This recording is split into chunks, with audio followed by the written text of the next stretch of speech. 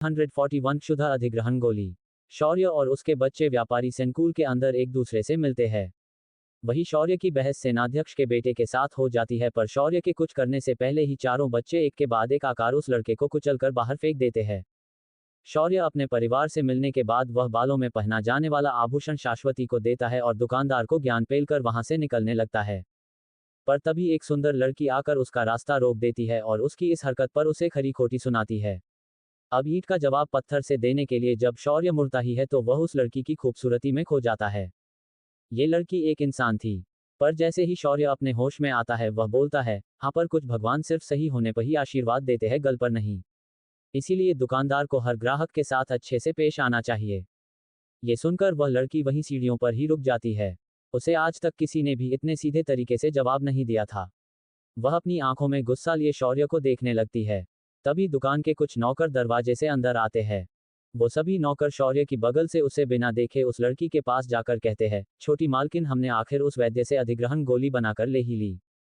ऐसा कहकर उस नौकर ने अपने हाथ में पकड़ा बॉक्स खोला और उस लड़की के सामने दिखाया। उस बॉक्स के अंदर से रोशनी निकल रही थी, जो कि एक संग्रहित ऊर्जा की रोशनी थी। उस लड़की ने उस गोली को उठाया और अपने हाथ में पकड़कर उसे जांचने लगी। शौर्य ने भी उस गोली को ध्यान से देखा। पर तभी सम्राट बोल पड़ा, अरे ये तो एकदम साधारण गोली है। हमारा अभिनव इसे कचरा समझकर फेंक देता है। सम्राट का बस ऐसा कहना ही था कि उस लड़की की आंखें सम्राट की ओर घूम गई और उसने कहा, तो आपका कहना है कि ये गोली कचरा है? उस लड़की के ऐसे सवाल पर सम्राट तुरंत चुप हो गया और शौर्य की ओर देखने लगा। सम्राट को लड़कियों से बात करते वक्त हमेशा थोड़ा जा भी महसूस होता था। ऊपर से उसके सामने खड़ी लड़की की आभा किसी राजघराने के शासक की तरह लग रही थी। शौर्य ने अपना सिर ना में हिलाया और उस लड़की की ओर देखकर उसके सवाल का जवाब दिया। मेरे दोस्त ने गलत कहा, हमारी नज़रों में मैं उसे कचरा भी नहीं मानता। ऐसी गोलियां में भेड़े घास कम पड़ने पर सुबह के खाने में खा जाती है। शौर्य का जवाब सम्राट से भी ज्यादा अजीब था, जिसे सुनकर उस लड़की ने अपने हाथ की गोली को बक्से में रख दी और उसे बंद किया। फिर उसने शौर्य को देखकर कहा, तुम दिखाने में तो एक गरिए हो और दवाई बनाने की बात करते हो। जानते भी हो कि ये गोली 5वें स्तर के वैद्य ने बनाई है। इस एक गोली की कीमत लाखों में है और तुम इसे कचरा भी नहीं मानते। ये सुनकर शौर्य ने अपना सिर हाँ में हिलाया और कहा, अब मानते हैं तो मानते हैं, इसमें ना आप कुछ कर सकती है ना मैं। हाँ, पर एक बात बता दूं कि ये गोली साधक को साधना में थोड़ी मदद तो कर देगी और वातावरण की आध्यात्मिक ऊर्जा को तेजी से अधिग्रहित करने में मदद कर देगी, पर इसका असर ये होगा कि वह साधक उसके बाद सिर्फ अगला एक ही स्तर पर कर पाएगा, उसके बाद वह एक भी स्तर पर करने लायक नहीं रहेगा और उसकी साधना क्षमता वहीं कुंठित हो जाएगी। अब आप दुकान की मालिक है तो ये आप पर है कि ऐसे गोली को बेचना है या कचरे में डालना है। भला मैं इस पर क्या हो बोल सकता हूँ। शौर्य ने पूरे आत्मविश्वास के साथ ये बात कही और मुड़कर जाने लगा। तभी उस लड़की की आंखों में चमक आ गई और उसने शौर्य को रोकते हुए कहा, रुको। अगर तुम इस गोली के बारे में इतना सब कुछ सिर्फ देखकर बता सकते हो तो तुम इसे बना भी सकते होंगे। ये सुनकर शौर्य ने सिर्फ हाँ में सिर हिलाया और कहा, हाँ मैं इसे बना तो सकता हूँ, पर अभी मेरा मन नहीं है। मुझे अभी मेरे परिवार के साथ कुछ समय बिताना है। मेरे बच्चे मुझसे बड़े दिनों बाद मिले हैं। ऐसा कहकर शौर्य वहां से जाने लगा। पर वह लड़की उसे जाने देने के मूड में नहीं थी। वह लड़की अचानक दरवाजे पर प्रकट हो गई और शौर्य के सामने आकर बोली, अगर तुम सच में ऐसी गोली बना सकते हो तो मैं तुम्हें जो मांगोगे वो दे दूंगी। ये सुनकर शेरा ने तुरंत शौर्य के धोती को थोड़ा खींचा और बोला, तीसरी जगह अभी खाली है, इसका हाथ ही मांग ले। ये सुनकर शौर्य ने एक नज़र शेरा की ओर मारी और उस लड़की से शर्माते हुए बोला, वो मेरा कुत्ता थोड़ा मुनहफट है, उसकी बातों पर ध्यान मत दीजिए। पर हाँ, मैं ये गोली आपको एक बार बनाकर दे सकता हूँ। ये सुनकर उस लड़की की उत्सुकता बढ़ गई। उसने शौर्य का हाथ पकड़ लिया। पर वहां मौजूद हर कोई ये देख सकता था कि शेरा की बात पर वह लड़की थोड़ा शर्मा रही थी। पर उसने कोई हैरानी नहीं जताई कि शेरा एक कुत्ता होकर भी इंसानी भाषा बोल सकता है। शौर्य ने धीरे से अपना हाथ उस लड़की के हाथ से छुड़ाया और बोला, देवी, अगर आप ये गोली बनाना चाहती है तो इसे लगाने वाली सामग्री जमा कीजिए, मैं आपको वह गोली कुछ ही देर में बनकर दे दूंगा। जब तक आप सामान लेकर आती है तब तक मुझे और मेरे परिवार को अगर आप एक कमरा दे सकती है तो अच्छा होगा। शौर्य ने उस लड़की से कमरा मांगा क्योंकि उसे अपने बच्चों का कंफ्यूजन भी दूर करना था। उस लड़की ने तुरंत काउंटर पर खड़े दुकानदार को देखा और सामग्री लाने का आदेश दे दिया और खुद शौर्य और उसके परिवार को लेकर एक कमरे की ओर लेकर चली गई। ये कमरा अत्यधिक महत्वपूर्ण ग्राहकों के लिए इस दुकान में बनाया गया था। शौर्य और उसका परिवार कमरे के अंदर गए और उसके बाद उस लड़की ने कमरे का दरवाजा बंद करके वहां से चली गई। शौर्य ने सबसे पहले सोफे पर बैठने के बाद अपने बच्चों को देखा और फिर उन्हें सारी राम कहानी सुना दी। भले उसके बच्चे दिखने में छोटे थे पर उनकी समझदारी किसी बड़े इंसान की तरह थी। जब चारों बच्चों को पता चला कि उनके पिता को और 6 विवाह करने पड़ेंगे तो वो सभी उसी बात पर अटक गए। पर उन्हें भी थोड़ा बहुत उनके पिता के भैरव होने के बारे में मालूम था। इसी वजह से सभी बच्चे चुप हो गए और उसकी बातों को सुनकर अपना सारा गुस्सा भूल गए। कुछ देर में कमरे का दरवाजा बाहर से खुला और वह लड़की हाथ में ट्रे पकड़कर सारी सामग्री लेकर आ गई। उसके साथ इस बार कोई नौकर नहीं था पर एक नौजवान इंसानी लड़का था। उसने आते ही शौर्य और उसके साथियों को ऊपर से नीचे देखा और बोला, ए गरी, अगर तू जो बोल रहा है वो नहीं हुआ तो मैं तेरी ऐसी हालत कर दूंगा कि तू चलने फिरने के लायक नहीं रहेगा। हमारी निशा मासूम है तो उसे फंसाने की कोशिश बिल्कुल भी मत करना। ये सुनकर शौर्य और उसके साथियों ने उस पर ध्यान नहीं दिया पर शेरा तुरंत बोल पड़ा, अबे ये तो अपनी बिरादरी का लगता है। क्या मस्त भौंकता है र तू। इस बार उस लड़की का ध्यान शेरा पर गया, साथ ही उस लड़के का भी। उन्होंने पहली बार किसी कुत्ते को बोलते हुए सुना था पर जब उन्होंने याद किया कि उस कुत्ते ने क्या कहा वह लड़की खिलखिलाकर हंसने लगी। वही उस लड़के का चेहरा काला पड़ गया। शौर्य ने वह सारा सामान लिया और एक एक कर बूटी को जांचने लगा। फिर उसने अपनी अंगूठी से 2 और जड़ी बूटियों को निकाला और फिर पूरी सामग्री को सामने बने टेबल पर रख दिया।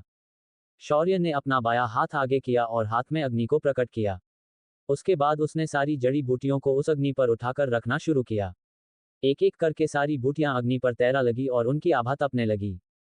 धीरे धीरे सारी जड़ी बूटियां एक चमकदार तरल में बदलने लगी और अंत में वह तरल एक गोल गोली का आकार लेने लगी।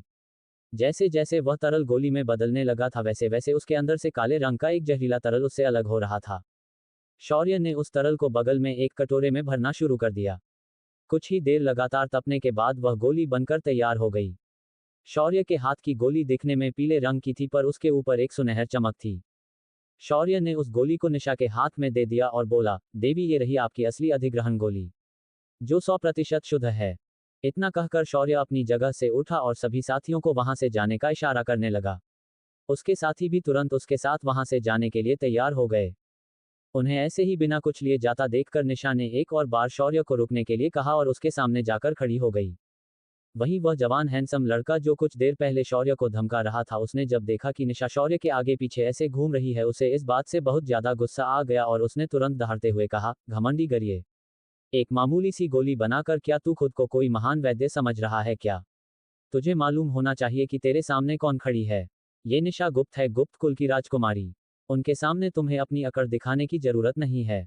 उस लड़के के इतना कहने पर भी शौर्य ने उसे कुछ कहना सही नहीं लगा और उसने निशा से कहा, देखिए देवी जी, ना मेरे पास कोई धन का अभाव है या ना किसी शक्ति का। आप अपना उपहार अपने पास रखिए। मैंने तो बस आपको ऐसे ही मदद कर दी थी। वैसे भी ये गोलियां मेरा दोस्त ही बनाता है और मैं ये काम ज्यादातर उसे ही सौंप देता हूँ। अब अगर आप समझ गई हो कि मैं क्या कहना चाहता हूं तो आप कृपया हमें जाने की आज्ञा दे दीजिए। शौर्य ने अपने दोनों हाथ जोड़े और शाश्वत का हाथ पकड़ा और वहां से जाने लगा। तभी शाश्वत के सिर से पल्लू खिसक गया और उसका चेहरा सभी के सामने आया। शाश्वत के खूबसूरत चेहरे के सामने वह लड़की भी फीकी लग रही थी। वहीं जब उस लड़के ने शाश्वत की खूबसूरती देखी तो उसे शौर्य से और भी ज्यादा जलन होने लगी। उसने अब खुद आगे बढ़कर शौर्य को रोक दिया और शाश्वत को देखते हुए बोला, देवी जी, अगर आपको इस दुकान की कोई वस्तु पसंद आ गई हो तो आप उसे खरीद सकती है। उसके लिए मैं आपको मूल्य दूंगा। आपकी सुंदरता के लिए ऐसे कई सारी दवाएं हमारे संकुल में है। ये सुनकर सभी की नजरें इस लड़के पर जाकर टिक गई। ये लड़का दिन दहाड़े शौर्य के सामने उसकी पत्नी को पटाने की कोशिश कर रहा था। अब उसके इस दुस्साहस पर शौर्य भला कैसे शांत बैठ सकता था। पर शौर्य के कुछ करने से पहले ही एक जोरदार थप्पड़ की आवाज गूंज गई और जब सभी ने देखा कि सामने रास्ता रोककर खड़ा लड़का अब उनके सामने खड़ा नहीं था बल्कि लेटा हुआ था, तभी शाश्वती ने अपना हाथ झटकते हुए कहा, ये क्या हरकत है? आपको पता होना चाहिए कि आप एक विवाहित को उसी के पति के सामने ऐसे रोककर पटाने की कोशिश कर रहे हैं। लगता है आपके माता पिता ने आपको कोई अच्छे संस्कार नहीं दिए हैं। वह लड़का जो जमीन पर लेटा हुआ था उसने धीरे से लड़खड़ाते कदमों से खुद को जमीन से उठाया और गुस्से से शाश्वत को देखते हुए अपने एक हाथ से गाल को सहलाया और बोला, तू तुच्छ लड़की, तुम्हारी हिम्मत कैसे हुई मेरे ऊपर हाथ उठाने की? तुम्हें पता है मैं कौन हूं? तभी एक और थप्पड़ उस लड़के के गाल पर पड़ी और वह लड़का वापस जमीन पर लेट गया। इस बार थप्पड़ कनक ने जड़ा था। उस लड़के ने इतनी देर से कनक को नोटिस नहीं किया था और सीधा शाश्वती के पीछे पड़ गया था। इस वजह से कनक के मन में थोड़ी ईर्ष्या भर गई थी। उसे लगा कि शाश्वती उससे अधिक आकर्षक है जिस वजह से ये लड़का उसे एक बार भी नहीं देख रहा था, जिसका गुस्सा अब कनक ने उस पर निकाल दिया था। कनक का थप्पड़ पड़ते ही निशा का चेहरा काला पड़ गया था। निशा को अच्छी तरह से मालूम था कि शौर्य और उसके परिवार ने जिस लड़के को मारा है वो कोई मामूली लड़का नहीं है और उसके पीछे की ताकत कितनी खतरनाक है। अब निशा थोड़ा डर गई थी, पर उसे क्या मालूम था कि शौर्य ऐसी अमीर बाप की बिगड़ैल औलादों से सबसे कम डरता है और इन औलादों को ही शौर्य से सबसे अधिक डरना चाहिए। ये लड़का रोहन चंद था। मध्य क्षेत्र के सबसे ताकतवर कुलों में से एक चंद्रकुल का वारिस है। रोहन कई सालों से निशा के पीछे पड़ा है। जब निशा यहाँ आ गई तो वो भी उसे ढूंढते ढूंढते यहाँ आ ही गया। वैसे तो निशा को ये चिपकू बिल्कुल पसंद नहीं था, पर इसके परिवार को देखकर निशा ने अभी तक इसे भगाया नहीं था। उस लड़के ने धीरे से अपना सिर उठाया और शौर्य को देखते हुए बोला, ऐसे लड़कियों के पीछे क्यों छुपा है, काया आ गया और मुझसे मुकाबला कर। ये देखकर शौर्य ने एकदम मासूमियत से पूछा, अरे भाई साहब, आप मुझे क्यों बीच में खींच रहे हैं? मैंने तो आपको मारा भी नहीं है। ये सुनकर रोहन अपने दोनों गालों को सहलाते हुए खड़ा होता और शौर्य को गुस्से से देखते हुए बोला, मैं असली पुरुष हूं और मैं औरतों पर हाथ नहीं उठाता। इसीलिए अब इन औरतों के बदले तू आगे आ ताकि मैं तुझे उनके बदले मार सकूं। तभी शेरा बोला, अबे ये चूहे क्या? अब लड़कियों के बदले उनके आदमियों ने मार खाना चाहिए, ये कौन सा नियम है? ये सुनकर रोहन ने शेरा को एक नज़र डाली और बोला, कुत्ते, अगर तेरा मालिक आगे नहीं आता है तो तू आगे आ और उनके बदले मार खा, क्योंकि आज मैं तुम लोगों में से एक को तो मार कर रहूंगा। रोहन की इस अजीब बातों से अब शौर्य और उसके साथी परेशान हो गए थे। ध्वनिल आगे आया और उसने रोहन की आंखों में ध्यान से देखना शुरू किया।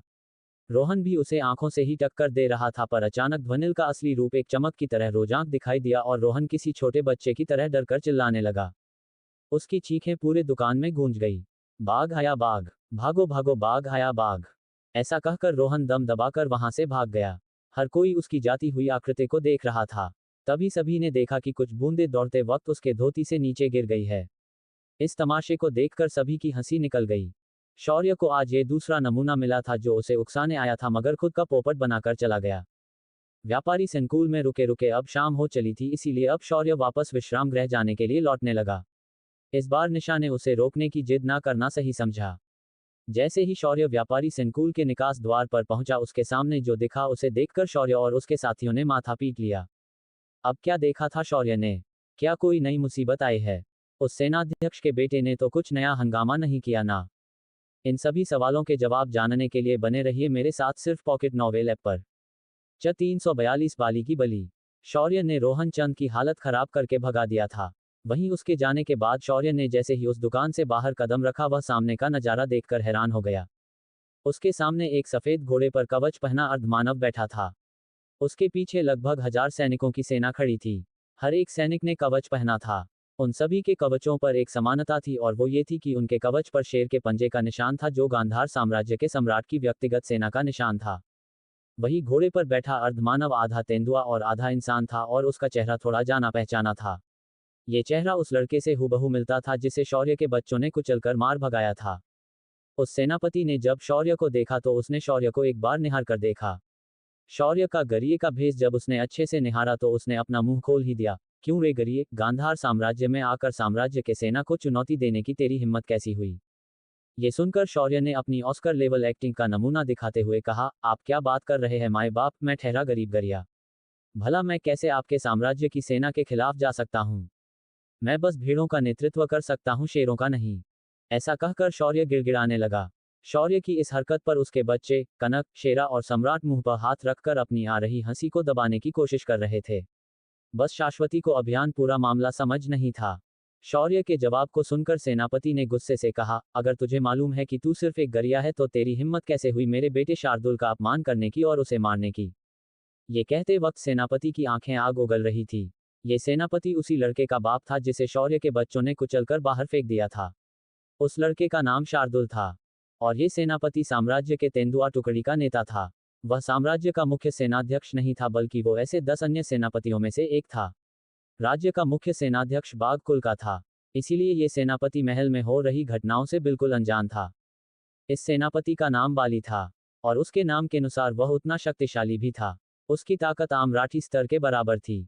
शौर्य ने उसके जवाब में अपने हाथ मसले और फिर अपने हाथ नामे हिलाते हुए कहा, माया बाप, आपको कोई गलतफहमी हुई है। मैंने किसी को नहीं मारा और रही बात अपमान करने की तो मैंने उसे कुछ भी नहीं कहा। वो तो खुद आया और वह आभूषण मुझसे दुगने दाम पर खरीद कर यहाँ से चला गया। अब जाते वक्त वह अनजाने में मेरे छोटे छोटे बच्चों के रास्ते में आकर टकरा गया। ये सुनकर एक गुर्राती हुई आवाज सेनापति के पीछे से आई और एक सूजे हुए चेहरा लिए एक लड़का आगे आया। उसका चेहरा इतना सुजा था कि वो तेंदुए से बाघ बन गया था। तुम झूठ बोल रहे हो। तुम्हारे बच्चे मुझसे टकराए नहीं, उन्होंने मुझे जानबूझकर अपने पैरों से कुचला। ये मेरा सुंदर चेहरा उस अपमानजनक घटना का साक्षी है। पिताश्री, इस लड़के को अभी के अभी कैद कर लो ताकि मैं इसे कोठरी में ले जाकर ये समझा सकूं कि राज्य के सेनापति के बेटे का अपमान करने का क्या परिणाम होता है। अपने बेटे की बात सुनकर बाली ने अपनी सेना को हाथ से इशारा करके शौर्य को कैद करने का आदेश दिया।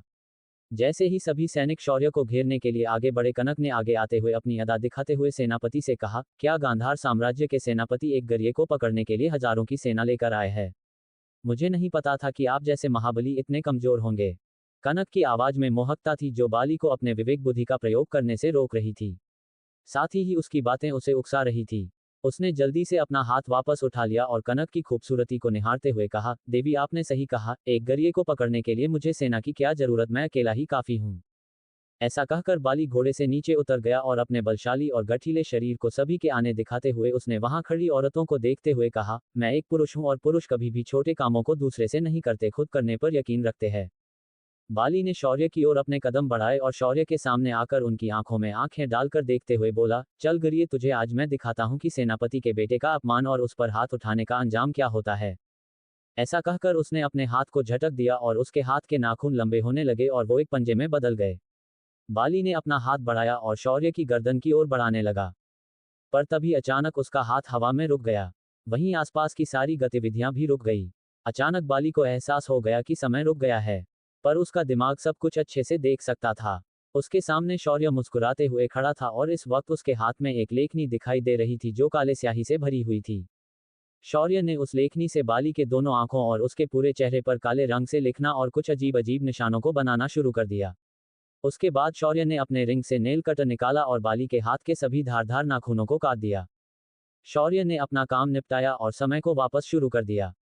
समय शुरू होते ही बली का हाथ वापस शौर्य की ओर बढ़ रहा था, पर अचानक उसका हाथ शौर्य के गर्दन पर गया और शौर्य छटपटाकर हंसने लगा। सेनापति, ऐसा मत कीजिए, मुझे गुदगुदी हो रही है। रुक जाए। अब तक बाली ने अच्छे से देख लिया था कि उसके नाखून कैसे शौर्य ने काट दिए हैं और कैसे शौर्य ने उसके मुंह पर कुछ बनाया है। बाली ने शौर्य की गर्दन से अपना हाथ झटके से पीछे हटा दिया, पर जैसे ही उसने अपना चेहरा आसपास घुमाया तो पाया कि हर कोई उसे देखकर अपने मुंह पर हाथ रखकर उसे देखे जा रहा था। जब वह पीछे पलटा तो उसकी सेना के लोगों ने भी अचानक हंसना शुरू किया। किसी को भी कुछ भी पता नहीं चला कि अचानक उनके सेनापति के चेहरे पर ये कहां से आया है, पर सेनापति को देखकर उनकी हंसी रुक नहीं रही थी। अचानक एक सैनिक ने अपनी हंसी को कंट्रोल करना मुश्किल हो गया तो नाइलाजी से किसी बांध के टूटने पर जो होता है वैसे ही हंसना शुरू कर दिया। उसके ऐसा करते ही बाकी सैनिकों ने भी ऐसा ही करना शुरू कर दिया। अपने ही सैनिकों को खुद पर ऐसे हंसते हुए देखकर बाली का गुस्सा चढ़ गया। उसने गुस्से से शौर्य को देखा और अपनी तलवार को म्यान से निकाला। ये तलवार मुझे खुद पूर्व सम्राट ने दी है। मैं इसी तलवार का आज मेरे अपमान का बदला लेने के लिए करूंगा। तुच्छ गरिये, तेरी मृत्यु आज होकर रहेगी। इस वक्त बाली आर पार की लड़ाई के लिए तैयार हो चुका था और उसका कोई इरादा नहीं दिखाई दे रहा था कि वो शौर्य को आज जाने देगा। उसकी आंखें हत्या के इरादे से भरी हुई नजर आ रही थी।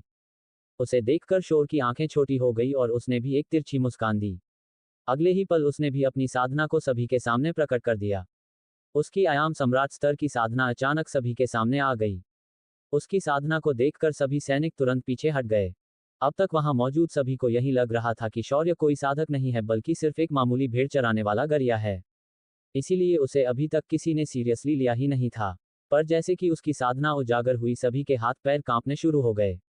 अर्धमानवों की साधना गति बहुत ही धीमी थी और उनकी साधना चक्रों के मार्ग भी आम इंसानों से अलग होते थे। इस वक्त बाली जो शौर्य से युद्ध करने के लिए तैयार था, उसकी आयु लगभग 200 वर्षों से अधिक थी। तब जाकर वह इस स्तर का योद्धा बन पाया था। पर बाकी सैनिक अभी भी कुंडलिनी चक्रों के बीच ही फंसे हुए थे। इस वजह से शौर्य के साधना स्तर के प्रकार होते ही उनकी हवा टाइट हो चुकी थी। शौर्य ने अपने नाक को 2 बार दाएं और बाएं रगड़ा और बोला, चलो आज कोई तो मिला जिसे मेरे साथ आर पार लड़ाई करने की इच्छा हुई है। बाली भी शौर्य की साधना को देखकर हैरान हो गया था। उसे समझ नहीं आ रहा था कि वो एक इंसानी साधक के विरुद्ध खड़ा है। पर जब शौर्य की साधना स्तर का उसे एहसास हुआ, वह थोड़ा शांत हुआ, क्योंकि शौर्य सिर्फ एक आयाम सम्राट स्तर का योद्धा महसूस हो रहा था। इसी बात पर बाली को लगा कि वह शौर्य के साथ आसानी से ये मुकाबला जीत जाएगा। उसने अपनी तलवार को हवा में लहराया और शौर्य के ऊपर वार कर दिया। उसका निशाना शौर्य की गर्दन थी। तलवार को अपनी ओर आता देखकर शौर्य ने किसी प्रोफेशनल फाइटर की तरह अपने पंजों पर उछलना चालू किया और ब्रूस ली स्टाइल में उसने अपने पैर से एक साइड किक सीधा तलवार की बगल को मार दी। उसकी एक ही लात में तलवार बाली के हाथ से उखड़ गई और 2 टुकड़ों में बढ़कर दूर जा गिरी। शौर्य ने उसके तुरंत बाद उछलकर एक राउंड हाउस किक घूमकर बाली के सीने पर दे मारी। इस किक का असर इतना जोरदार था कि बाली के सीने पर पहना कवच टुकड़े होकर नीचे गिर गया। बाली अपनी फटी आंखों से शौर्य को देखने लगा। उसे यकीन नहीं हो रहा था कि उसे सिर्फ 2 लातों में इस गरिये ने कैसे निश्चित कर दिया। बाली ने अपने हाथों के पंजों को आगे जमीन पर टिकाया और किसी तेंदुए की तरह 4 पैरों पर खड़ा हो गया। उसने एक तेंदुए की तरह एक दहाड़ मारी और गुस्से से कहा, हम अर्ध मानव भले मानवों से साधना की गति में धीमे होते हैं, पर भगवान ने हमें मानवों से अधिक शक्तियां प्रदान की है।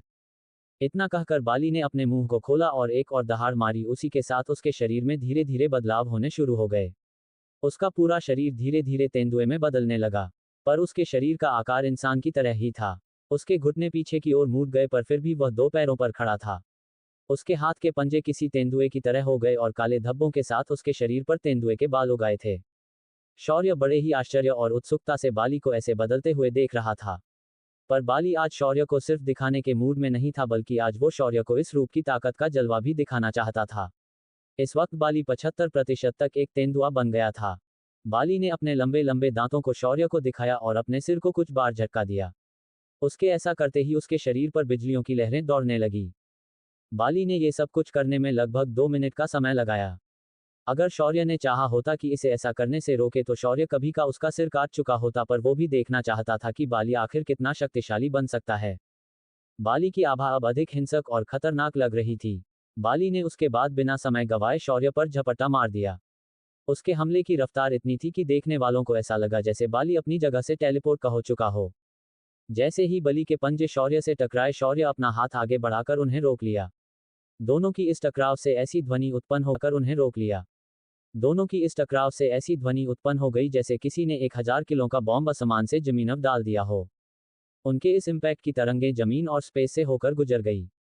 बाली अपनी खूंखार आंखों से शौर्य को देख रहा था और बार बार अपने पंजों को शौर्य से हाथ से छुड़ा रहा था और समय समय पर शौर्य की गर्दन को काटने की कोशिश करने लगा था।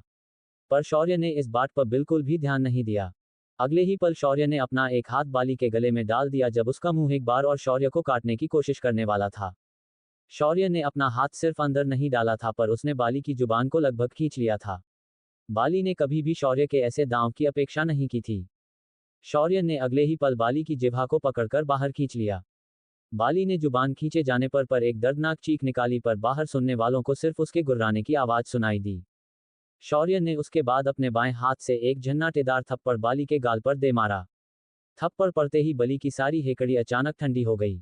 उसने शौर्य के सामने झटपटाना बंद कर दिया और घुटनों पर आकर शौर्य से हाथ जोड़ना शुरू कर दिया।